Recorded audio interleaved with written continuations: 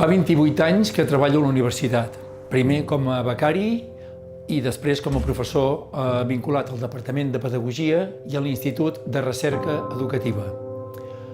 Un dels reptes que ha estat central en aquesta trajectòria ha estat intentar respondre a la pregunta: com podem contribuir a que els joves es puguin desenvolupar plenament en la nostra societat?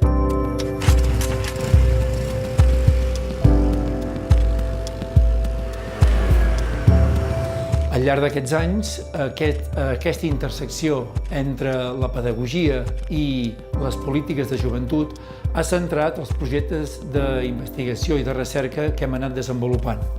I en l'actualitat aquests s'han anat traduint en projectes que tenien per objectiu la participació dels joves o justament, en el moment actual, centrats en l'apoderament juvenil. La meva vocació per l'educació apareix de ben jove. Primer com a participant en diferents entitats de lleure i ben aviat com a monitor, director i animador sociocultural amb responsabilitats amb diferents projectes per part de l'administració, per part de l'empresa privada i per part del món associatiu. El que constatava sobre el terreny amb aquestes pràctiques educatives em va fer adonar ben aviat que hi havia una mancança en diferents perfils professionals dedicats a l'educació des de la vessant social. Aquesta preocupació és la que em porta a plantejar-me una formació de nivell universitari en aquest àmbit.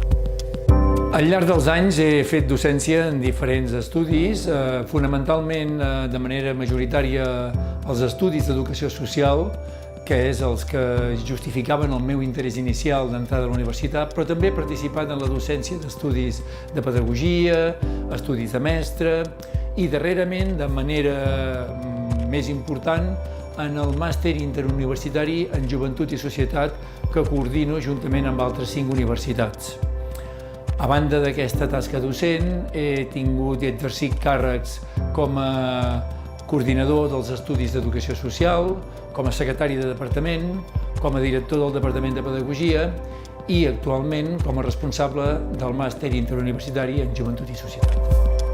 Al llarg de la meva trajectòria, alguns dels referents que m'han ajudat i m'han acompanyat en la reflexió han estat, entre d'altres, els pedagogs John Dewey o Paulo Freire. A través del seu missatge m'he vinculat a la xarxa d'innovació docent en aprenentatge-servei o, per exemple, el nucli Paulo Freire de la UDG, a través del qual pretenem difondre el missatge del pedagog.